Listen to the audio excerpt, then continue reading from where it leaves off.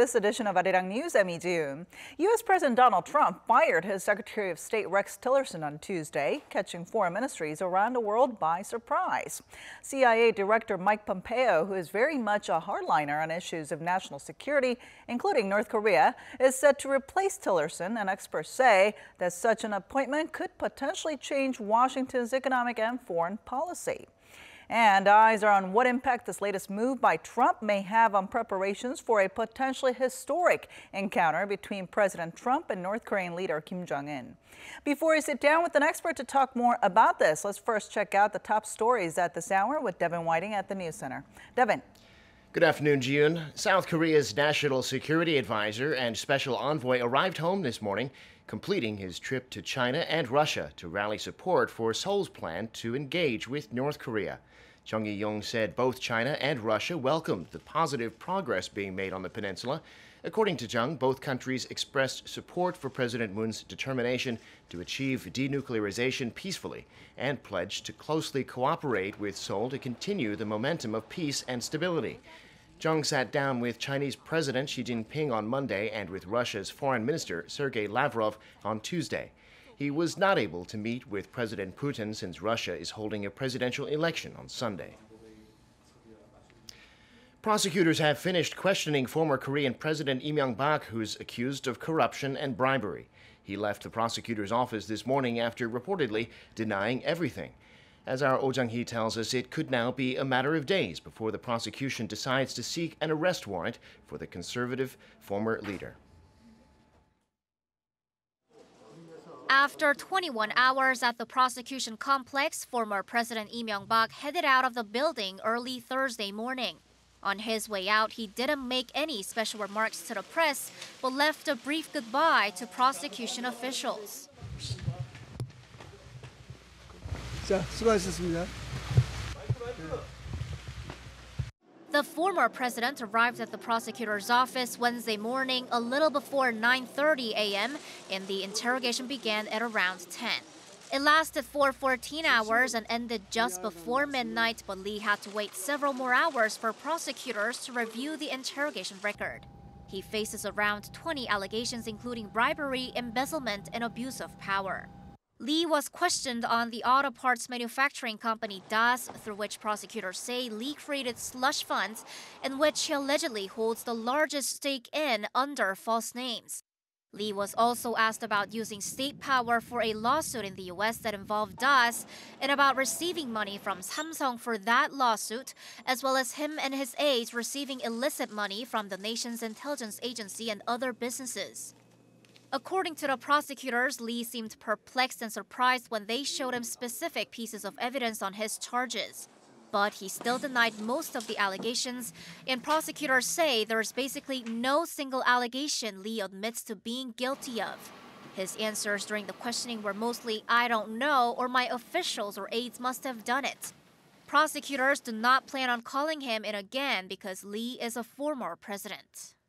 Considering that Lee denies all the allegations and so could try to destroy evidence, there's a greater voice within the prosecution that an arrest warrant has to be sought for the former president. It's expected that the decision will be made in the coming days, possibly even before the weekend. Oh Jung-hee, Arirang News. South Korea and the United States signed their bilateral free trade deal in 2007, and it took effect exactly 6 years ago today, in 2012. Trade between the two allies has increased steadily with a surplus for Seoul. With the Trump administration seeking to make changes to the deal, our Kim Hye-sung takes a look at where the numbers are now. It's been exactly 6 years since the South Korea-U.S. Free Trade Agreement entered into force on March 15, 2012. According to Seoul's trade ministry, bilateral trade has increased steadily, amounting to $119.3 billion in 2017, up nearly 9% on year. The U.S. remains South Korea's second largest exporting country after China, accounting for over 11% of the country's total trade last year. Exports to the U.S. amounted to $68.6 billion, led by petrochemical goods, computers, and steel pipes. But Korea's top three exporting goods like vehicles and wireless devices dropped compared to the previous year. Korea is the United States' sixth largest trading partner. Imports from the U.S. increased over 17% on year, amounting to $50.7 billion in 2017, led by goods like semiconductor manufacturing equipment, LPG, and meat. Since the trade deal went into effect in 2012, annual trade growth between the two countries recorded 2.8%. Korea's trade surplus with the U.S. increased for 4 years from the establishment of the FTA, but started to decrease from 2016. In 2017, trade surplus slumped by over 23% on year. As for services trade, it recorded $43.2 billion in 2016, similar to 2015, and Korea recorded a service trade deficit of nearly $14 billion, mainly on intellectual property.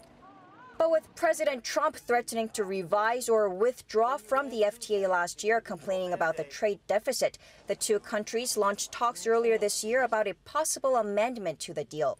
The third round of talks is scheduled to be held in Washington on Thursday local time. Kim Hae-sung, Arirang News.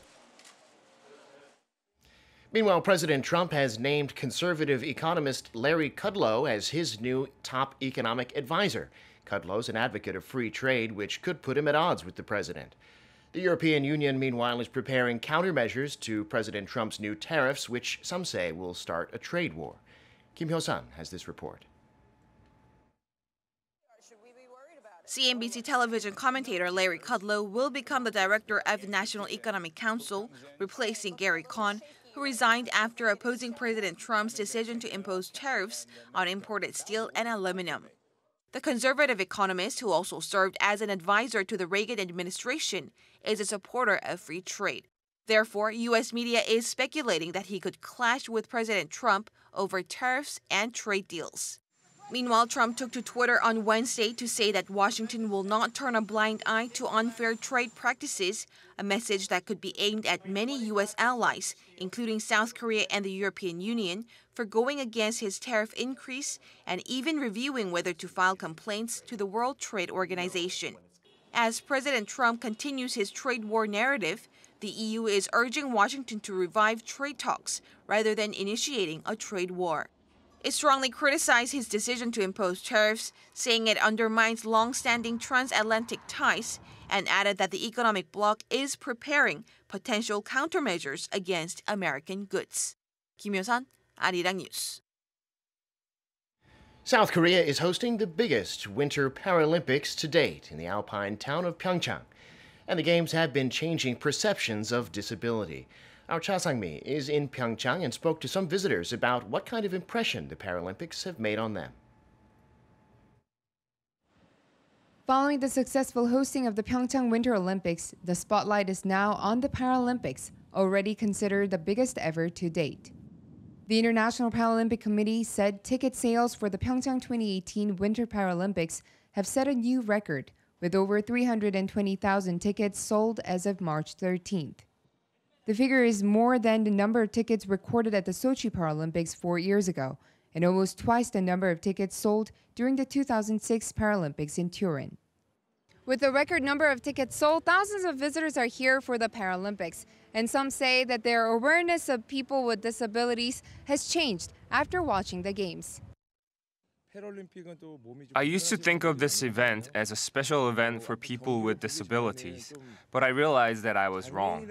These are superb athletes, and their will and strength already make them winners. I think the Paralympians are so cool. I can't help but feel great respect for them as they compete in such difficult sports despite their disabilities. There are still many obstacles and stereotypes to overcome, but the changes are evident. People with disabilities are still biased, but I believe the Paralympics serve to such a goal, to break down stereotypes and raise awareness of their potential. Yes, a lot of awareness has been raised on the Paralympic Games and the athletes since the 1988 Paralympics, but there's still more to be done. And for some, the PyeongChang Paralympics is an event that has transcended barriers and set a new standard. It's been amazing. The Koreans have put on a really good situation for all the guests, and my daughter just won a gold medal, so that's pretty awesome. PyeongChang 2018 is not only the first Olympic event that Korea hosts in 30 years, but it is also the result of how sports, culture, and society have grown together to offer a platform and an arena for those who have never given up. 차상미, Arirang News, PyeongChang. I'm Devin Whiting, and those are your news headlines for this hour.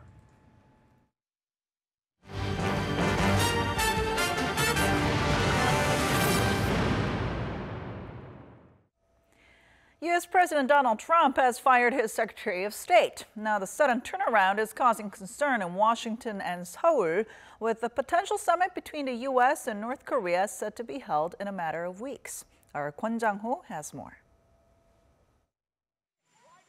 In a tweet, U.S. President Trump announced he was firing Rex Tillerson as Secretary of State and nominating CIA Director Mike Pompeo instead.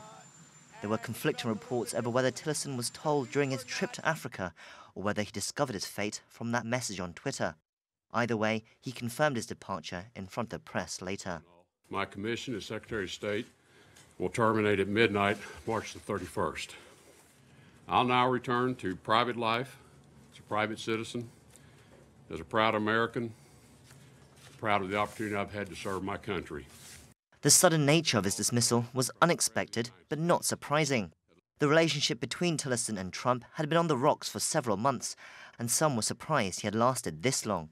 However, there are concerns of the disarray and uncertainty that this change brings, especially with critical foreign policy issues up in the air, most urgently the landmark US-North Korea talks slated for May. Until Pompeo is confirmed by the Senate, he is not the Secretary of State. The question here is, will Mike Pompeo be appointed before May? And if so, does he have preferences about who should be leading the arrangements for the talks? Then how much time will the new team have to make these arrangements for North Korea? For Seoul, the immediate issue was whether Foreign Minister Kang Kyung-hwa would visit Washington as scheduled on Thursday, as she had planned to meet Tillerson. The Foreign Ministry confirmed that the visit would go ahead, saying that she would meet with the Deputy Secretary, John Sullivan, citing the need for continued communication between the two administrations at this important time. Planning both the inter-Korean talks and the US-North Korea talks will likely require close cooperation between Seoul and Washington to make sure they're on the same page on what to get from Pyongyang. Problem is that the process of denuclearization, what will be the process that the U.S. would accept with Pompeo as a new Secretary of State. The South Korean government has proposed a two-step process, freeze and denuclearization. I don't think the U.S. would be satisfied with the first step for freeze.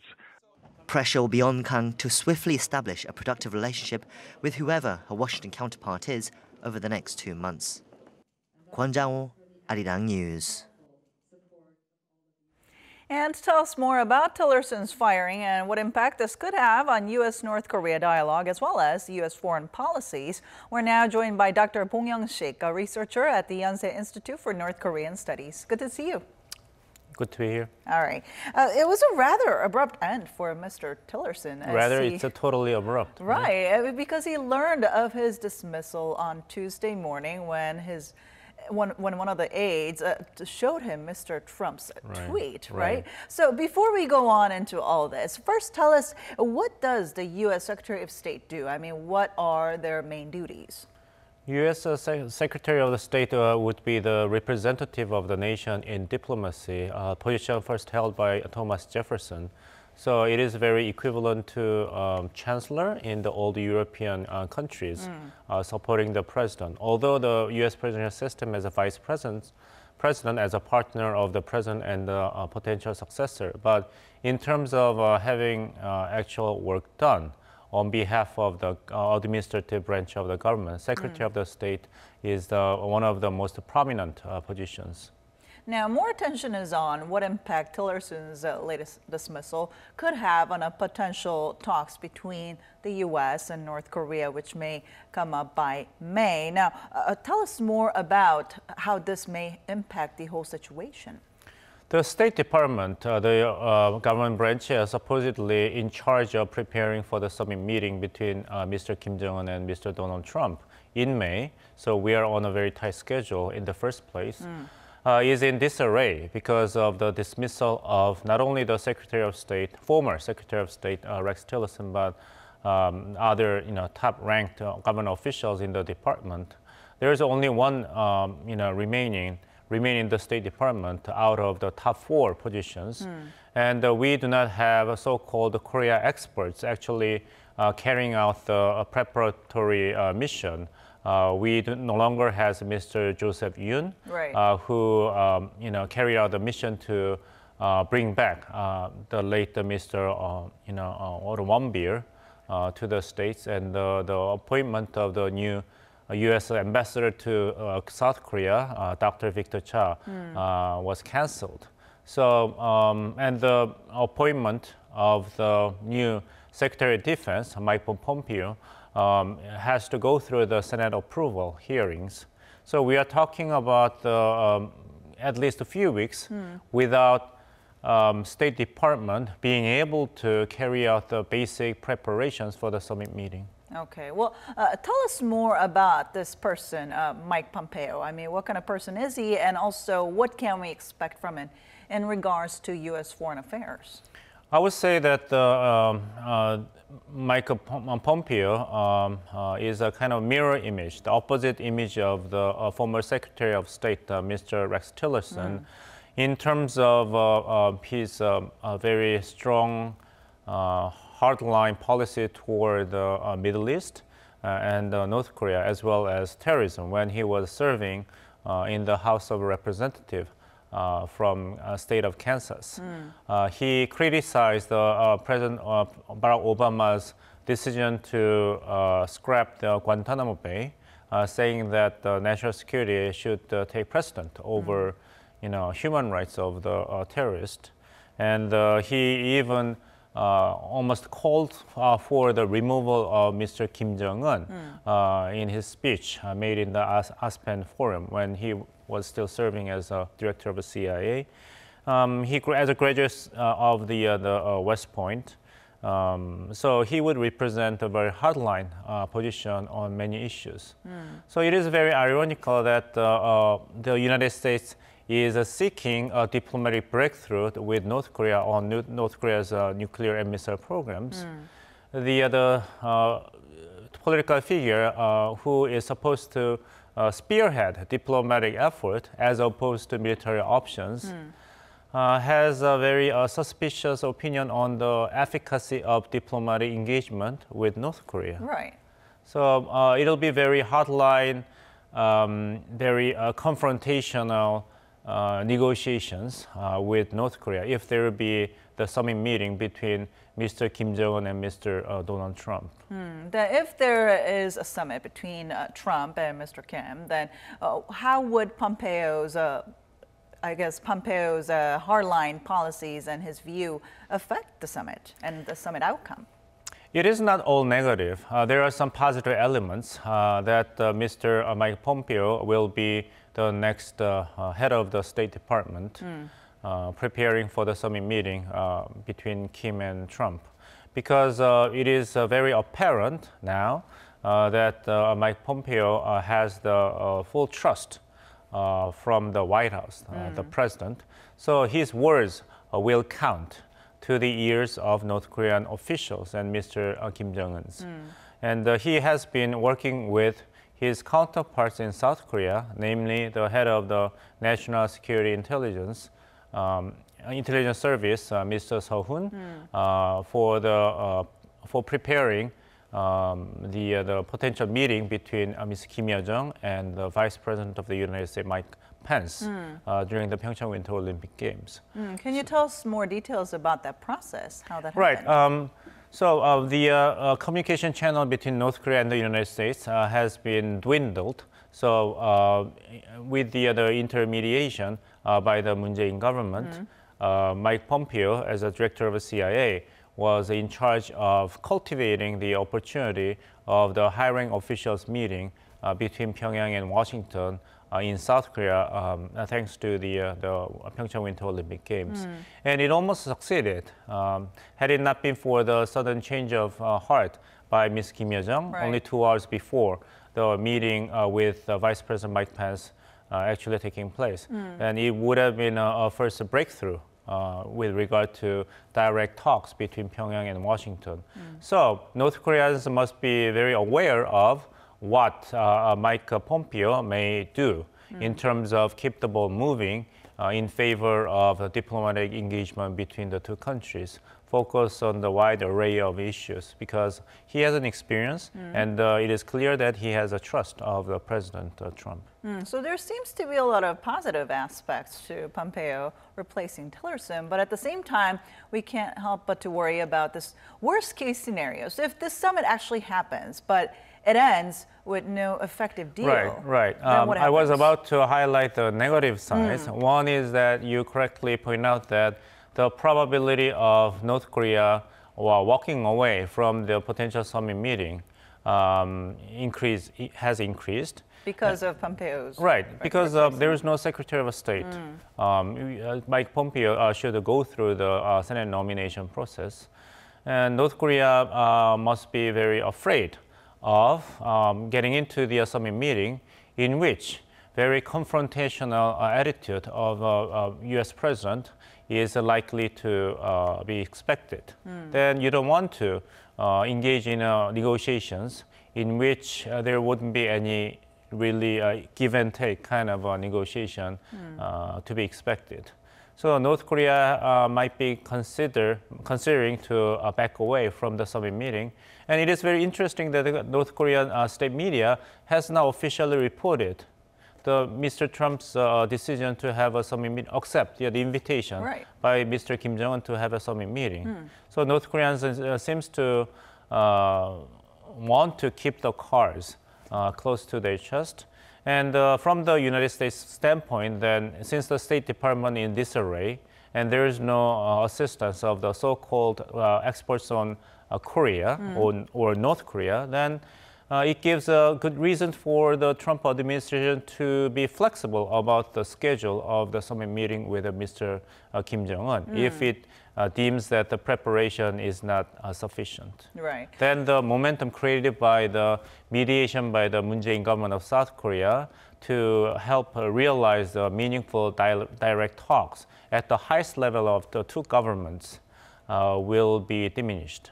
That will be very unfortunate. Well, now, as we saw in the report just earlier, Foreign Minister Kang Kyung-hwa will be, or is heading over to Washington to meet with Deputy Secretary of State Chris Sullivan. And now, what impact would Tillerson's dismissal possibly have then on the ongoing cooperation between Seoul and Washington?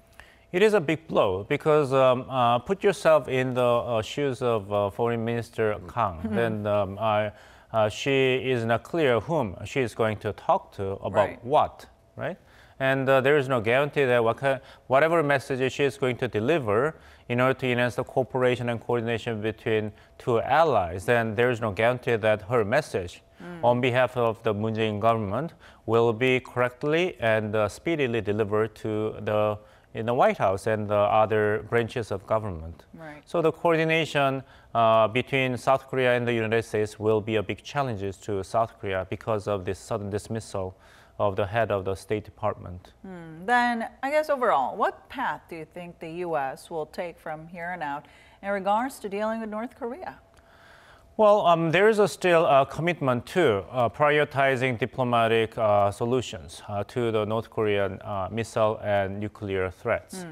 But it is ironical that the biggest advocate for diplomatic method is not the head of the State Department or the director of CIA or the president or main members of the White House.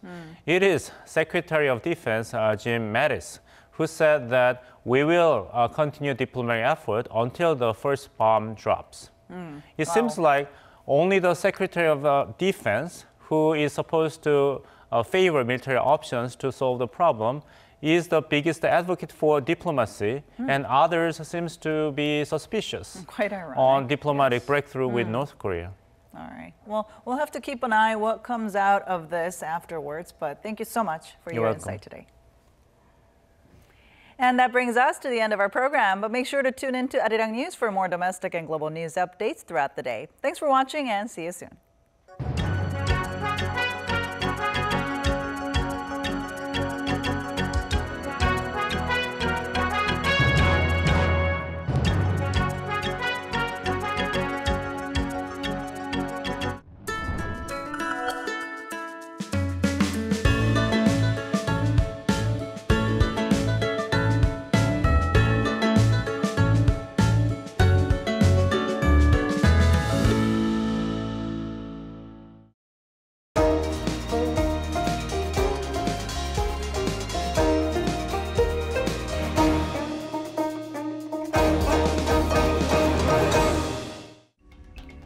among Korea's many valuable cultural treasures.